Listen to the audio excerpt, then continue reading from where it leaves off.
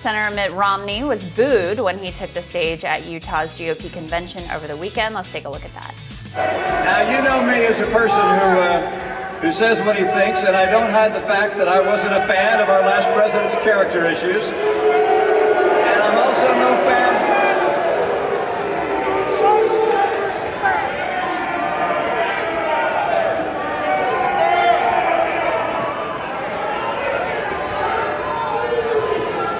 Aren't you embarrassed?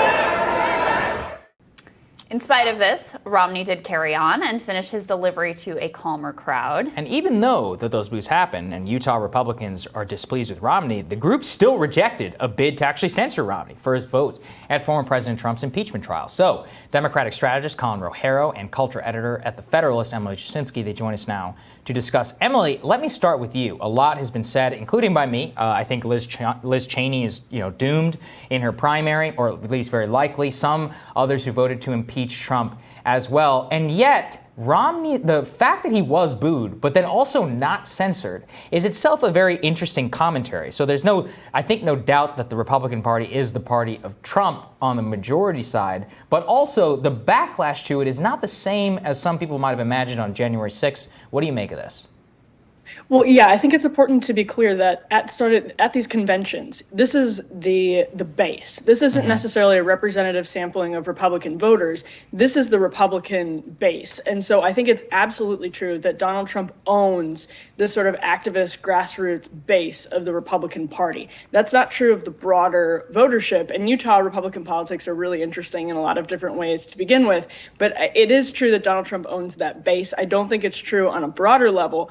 I don't like to see that. I mean, but the sort of decision to boo and then also to not censure, I think is kind of a cool balance. It's sort of like we're going to make our voice heard, but we're not going to do the sort of like ultimate kick in the face and sort of punish you for disloyalty. So, I mean, I hope that there's still room for other voices. And, I don't think this necessarily disproves that. Colin, there's an interesting dynamic here. The latest polling that I see on Romney's approval rating in the state of Utah has him with much higher approval ratings among Democrats than among Republicans. He's overall at 50% approve, 46% disapprove. 64% of Republicans in the state disapprove of his job performance. This is from end of January 24th, 2021, when those numbers were taken.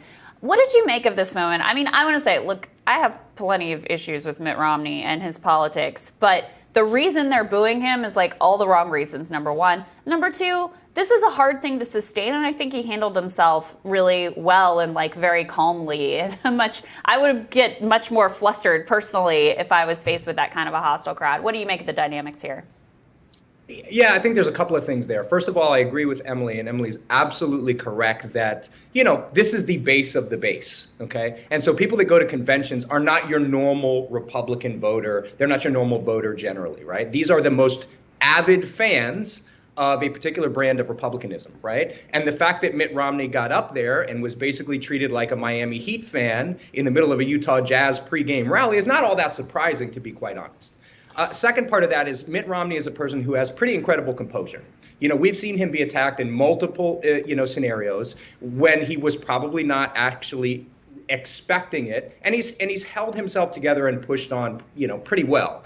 And so, I give him 2 thumbs up for being able to continue to handle himself and push through, the hostile crowd to still deliver whatever message that he wanted to deliver to that base. And I would say lastly on the approval ratings amongst Democrats versus Republicans, I think, look, when Mitt Romney runs, yes, he does have to win a primary, but he has to win statewide. And so the fact that Mitt Romney has conducted himself as someone who is a moderately sane politician and doesn't buy into the necessarily religiosity of republicanism at present, that's a good thing. And I think bodes well for him in the future if he makes it through a primary, which I'm pretty confident he will. Yeah, it's a fascinating dynamic. Emily, at the same time, kind of to my previous point, Liz Cheney, I saw reporting in Axios over the weekend, very much on the verge of being ousted by some of her colleagues from leadership, even though they did come to a vote previously. They're very irked at the way that she continues to speak out. And yet, you don't see the same thing with Romney. So what is so different between these two politicians?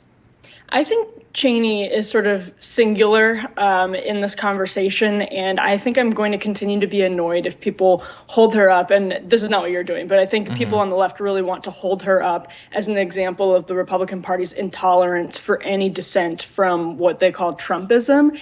I think she's just a really unique case study, and there's a lot going on behind the scenes that is informing the decisions particular people are making, whether it's Kevin McCarthy or Liz Cheney's defenders. And so I think there's something very particular about the way that she has gone about disavowing Trumpism compared to what she said about it, just a year ago. So I think that is a very unique thing. And I think Romney has sort of, because he ran for president on the Republican ticket, has some deeper connections or roots with the conservative movement. And they might really dislike him now, but they've at least dealt with him. And he's sort of used to taking it on the chin and just sort of grinning and bearing it while they boo. And so I think Cheney's very much her own thing. Yeah. Whereas Romney's able to get along with other people in the Senate. I don't know, guys. I mean, I know I would like to believe this was just like the activist, hardest core base that has these sentiments towards Romney. But again, only a third of GOP voters in the state of Utah approve of Romney.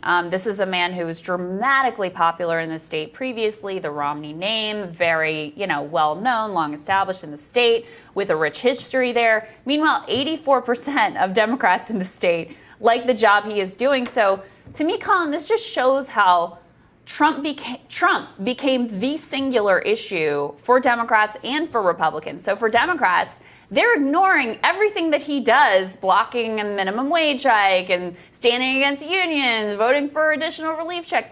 They're ignoring all of that to just be like, he voted against Trump, so we like him.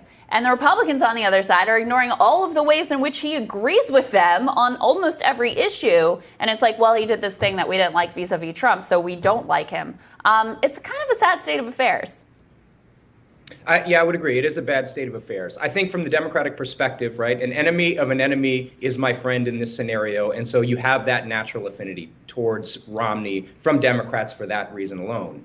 To what we were talking about before, I just want to make a comment on the fact that Liz Cheney is treated differently than Romney. While all the other things that we've talked about are true, I think it's really important to recognize in this scenario and in all scenarios, and I've been running these races and helping elect women for years, women and female politicians are not treated the same as men. And that's a little bit of what's going on with Liz Cheney. Okay, Mitt Romney can stand up and say what he wants to, and maybe he disagrees with Trump, and we don't like that. But if a woman does it, they're treated specifically differently when the same thing happens. And that's what actually Liz Cheney is dealing with here. And that's, not subject to just Republicanism. That's generally across the board. And so I think it's important that we point that out. But, look, Crystal, I think anytime we are in a place where all rational thought and all rational comparison based on decisions that are being made in behavior is thrown to the wayside and just said, hey, you're on my team or you're not. Yeah, you're right. It's a dangerous scenario. And we have to work our way out of that, hopefully, as Americans and as both political parties, because that situation is not sustainable long term for any of us. I think that's right. Okay, guys, stick with us. We're going to be back with Team Rising right after this.